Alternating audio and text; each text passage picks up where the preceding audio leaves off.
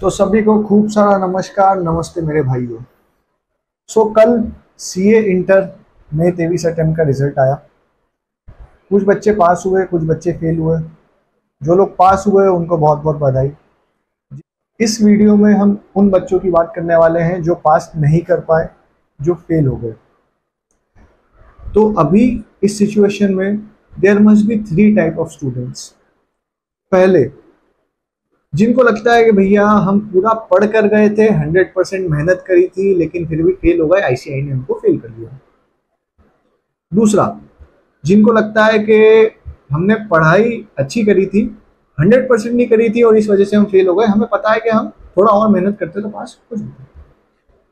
तीसरे तरीके के स्टूडेंट्स, जिनको लगता है कि हमने पढ़ाई तो करी थी लेकिन उन्हें ये नहीं पता कि उन्होंने ढंग से पढ़ाई नहीं करी और उनको रियलाइजेशन ही नहीं है कि वो फेल क्यों हुए। तो जो पहले तरीके के स्टूडेंट्स हैं, जिनको लगता है कि 100% पढ़ाई करी थी और फिर भी वो फेल हो गए, तो भैया it's a bad luck for you. मैं आपको यही बोलूंगा कि हौसला ना हारे। इस बार नहीं, अगली बार सही 100% तैयारी के साथ फिर से पेपर दे, हो सकता है आप अगली बार रैंक से पास हो जाए। अब 100% तैयारी से मेरा क्या मतलब है, इस वीडियो में आगे पता चलेगा। दूसरे तरीके के लोग, जो फेल हुए हैं और उन्हें पता है कि भैया हम फेल क्यों हुए, उनके लिए ये कि अच्छी बात है कि तुम्हें पता है कि तुम फेल क्यों हुए हो। उन गलतियों को देखो, उनका सुधार करो और आगे फिर से वार करो। अब हम बात करेंगे तीसरी कैटेगरी के जो स्टूडेंट्स हैं, जो फेल भी हुए हैं और उन्हें पता भी नहीं है कि वो फेल क्यों हुए हैं। तो जो तीसरी कैटेगरी के लोग हैं, अगर उसमें से कुछ लोग दुखी भी हो रहे हैं, तो पहली बात तो ये कि भैया तुम दुखी क्यों हो रहे हो। जब तुम अच्छे से पढ़ के ही नहीं गए थे, अपना 100% ही नहीं दिया था, उसमें दुख मनाने वाली क्या बात है। जब पूरी मेहनत ही नहीं करी तो किस बात का गम। अगली बार और अच्छी मेहनत करके अच्छे से देके पास हो जाएंगे। देखो, टू बी ऑनेस्ट, जिनका ये फर्स्ट अटेम्प्ट था मई 23 में, जिन्होंने फर्स्ट अटेम्प्ट किया था, नवंबर 23 उनके लिए काफी डिफिकल्ट होगा फर्स्ट अटेम्प्ट से। क्यों भैया, हमने तो मई 23 में अच्छे से पढ़ लिया था लेकिन फिर भी फेल हो गए। नवंबर 23 तो इजी होना चाहिए। वो हौसला, वो मोटिवेशन, वो जीत की भूख, वो डेडिकेशन जो मई 23 में था, वो नवंबर 23 में लाना लगभग बहुत मुश्किल है पर नामुमकिन नहीं। इस वीडियो में जिन जिन बातों पर मैं बात करूंगा, अगर उन पर गौर किया जाए तो आराम से नवंबर 23 में आप पास हो सकते हैं। अगर आप लोग पास होना चाहते हैं तो सबसे पहले 2 चीजों पर ध्यान देना पड़ेगा। कौन सी 2 चीजें? सबसे पहली, अपनी गलतियों को एनालाइज करो और उन्हें सुधार लो। अब तुम्हारा रिजल्ट आ गया कल, 10 तारीख तक मैं एक्सपेक्ट कर रहा हूं कि तुम गम में रहोगे। तो भाई, गम में एक पेन और एक पेपर लो और लिखना चालू करो। क्या लिखना है कि भैया मुझसे कहाँ कहाँ गलती हुई होगी। फॉर एग्जाम्पल, इस दिन मुझे पढ़ना था लेकिन मैं पढ़ नहीं रहा था क्योंकि क्रिकेट मैच दिख रहा था। इस दिन मुझे ये पढ़ना था लेकिन मैं अपनी वाली के साथ घूमने गया था। इस दिन मुझे ये करना था लेकिन मैं टाइम पास कर रहा था। फला फला फला फला 20 रीजन मिल जाएंगे, उनको एक पेपर पर उतार लो। तुम्हें अपने आप पता चल जाएगा कि कहाँ कहाँ तुमने अवॉइडेबल गलतियां करी है, जिनको तुम अवॉइड कर सकते थे। अगर इन सब के बाद भी तुम्हें ये लगता है कि तुम्हें मिल ही नहीं रहे पॉइंट कि तुम कहाँ गलत हुए, तो फिर तुम्हारी ग्रुप वाइज पढ़ने में कुछ दिक्कत रही होगी। इसी चैनल पे अगली 2 वीडियो आएंगी जिनमें मैं ग्रुप वाइज स्ट्रेटेजी बताने वाला हूँ कि ग्रुप वाइज सब्जेक्ट्स को कैसे अप्रोच करें ताकि इंडिविजुअली और एग्रीगेट में पास हो पाए। तो उसके लिए सब्सक्राइब कर लेना और बेल आइकन को दबा देना। Let me tell you, the enemy who made you fail, it is you.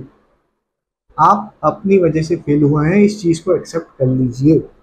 और एक्सेप्ट करके बैठना नहीं है, कुछ चीजों को देखना है, समझना है, अपना मूल्यांकन करके सेल्फ इवेल्युएशन, ऑडिट में पढ़ते हैं ना, सेल्फ असेसमेंट प्रोसीजर, वैसा कुछ लगा के अपने को, अपनी गलतियों को सुधार के पास होने का। कहते हैं ना, आज सफलता एक चुनौती है, उसे स्वीकार करो। कहाँ गलती हुई देखो, सुधारो और वापस से वार करो। सो अभी हमें ये देखना पड़ेगा कि हमारी जो पूरी मेहनत है वो एक डायरेक्शन में जा रही है कि नहीं।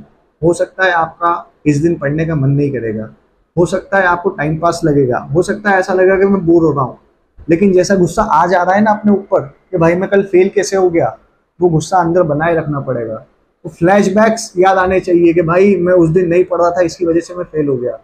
जब तक वो नहीं होगा ना तब तक पास नहीं हो पाऊंगा। इसके अलावा दूसरी चीज हमें ये करनी पड़ेगी कि चूज वन मेंटर, एक गुरु चुनिए। गुरु से मतलब मेरा वो नहीं है कि किसी एक की आप क्लासेस लो और उसको फॉलो करो।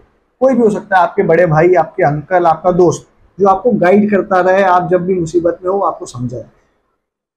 यूट्यूब पे आजकल बहुत सारे ज्ञानबाज लोग, वैसे मैं भी ज्ञान देने आया हूँ, लेकिन दूसरे भी लोग हैं जो सेम टॉपिक पे 10 अलग अलग ओपिनियन देते हैं। मैं एक चीज को इस वे में बोलूंगा, कोई दूसरे वे में बोलेगा, कोई तीसरे वे में बोलेगा। अगर आप 10 जगह की बात सुनोगे तो आप और कंफ्यूज हो जाओगे। वो कहते हैं ना, मंजिलों से गुमराह कर देते कई लोग, सबसे रास्ता पूछना भी अच्छा नहीं होता। तो ऐसे ही अगर हम सबसे रास्ता पूछेंगे तो हम गुमराह हो जाएंगे। तो इसलिए चूज वन मेंटर जिसकी आप हर बात सुनो। अब ओवरऑल स्ट्रेटेजी नवंबर 23 को अप्रोच करने के लिए क्या हो सकती है? भैया मई 23 तो फेल हो गए, इस चीज को एक्सेप्ट कर लो और साइड में रख दो।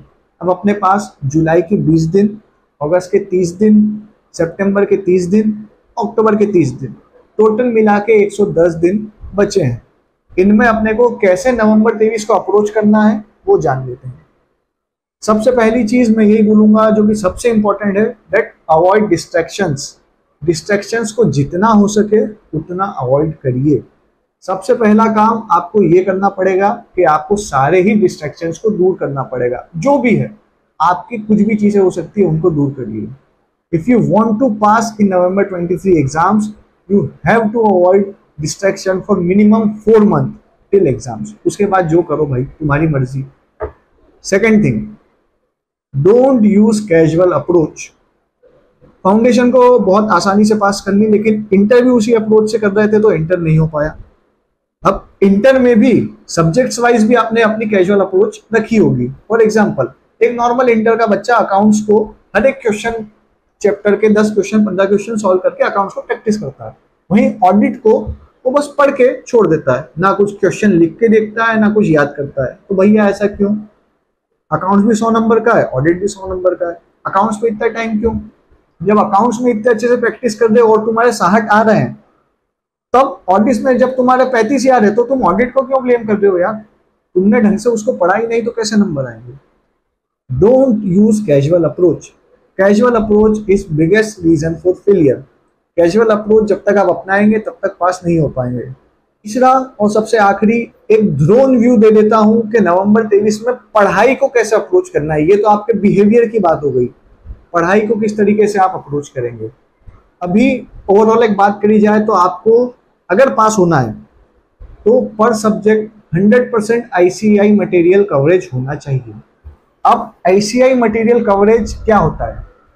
मेरे जो टीचर्स रहे हैं फाउंडेशन और इंटर में, और मैंने जितना भी उनसे सीखा है, तो मेरे कुछ बेंचमार्क्स बन चुके हैं कि आईसीआई का मटेरियल क्या होता है, जो कि 100% कवरेज जिसको मैं कहता हूँ।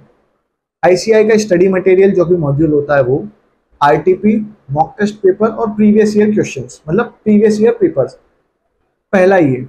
इसके बाद दूसरा, मॉक टेस्ट पेपर जो आईसीआई आपके एग्जाम के पहले रिलीज करता है वो।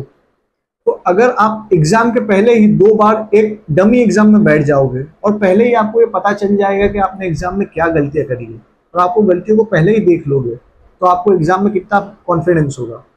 आप पैनिक नहीं करोगे एग्जाम में, आपको पता रहेगा कि डिफिकल्ट सिचुएशन को कैसे टैकल करना है। ये चीज एक बहुत अच्छे से ध्यान रखिएगा। तीसरा, मल्टीपल रिविजन्स। मल्टीपल रिविजन्स की अगर मैं बात करूं तो revision is directly related to retention and retention is directly related to passing percentage.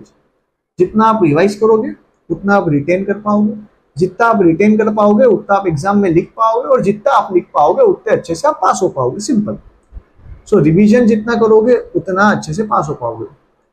More the time of revision, more are the chances of your passing the exam.